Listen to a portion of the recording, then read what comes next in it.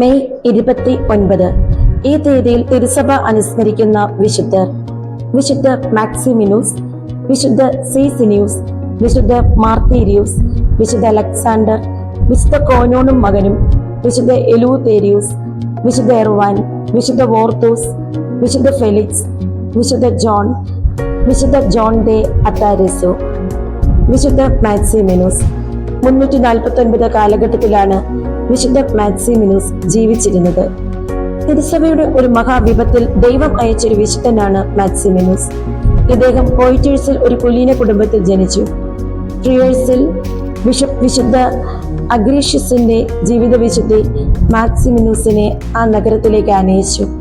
അവിടെ ഒരു വൈദികന് വേണ്ട ശിക്ഷണം ലഭിച്ചതിന് ശേഷം പൗരോഹിത്യം സ്വീകരിക്കുകയും അഗ്രീഷ്യസ് കാലം ചെയ്തപ്പോൾ 332 ട്രിയേഴ്സോ മെത്രാനായി തിരഞ്ഞെടുക്കപ്പെടുകയും ചെയ്തു.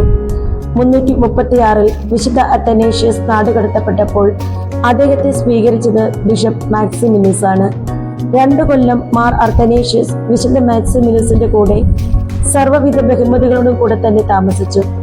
കോൺസ്റ്റാന്റിനോപ്പിളിലെ ബിഷപ്പ് പോൾ നാടുകടത്തപ്പെട്ടപ്പോഴും ബിഷപ്പ് മാക്സിമിനൂസ് തന്നെയാണ് അദ്ദേഹത്തിനും അഭയം നൽകിയത്.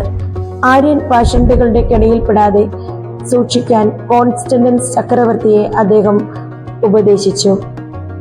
347 സാർഡിക്ക സൂനകദോസിൽ ആര്യൻ പാഷണ്ഡതയെ ബിഷപ്പ് മാക്സിമിനൂസ് വീറോടെ എതിർത്തു.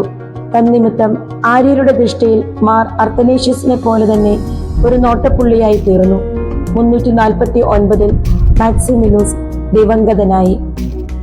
ഇന്നേ ദിവസം നമുക്കിങ്ങനെ വിചിന്തനം ചെയ്യാം: വിശുദ്ധരെ സംരക്ഷിച്ച മാക്സിമിനൂസിന് ദൈവം വിശുദ്ധ പദം നൽകി അനുഗ്രഹിച്ചു. വിശുദ്ധരെ വണങ്ങുന്നവർക്ക് ഭാഗ്യം. വിശുദ്ധനായ മാക്സിമിനൂസേ, ലോകത്തുള്ള എല്ലാ പാപികൾക്കും വേണ്ടി പിതാവായ ദൈവത്തോട് നിരന്തരം മാധ്യസ്ഥം വഹിച്ച് പ്രാർത്ഥിക്കണമേ.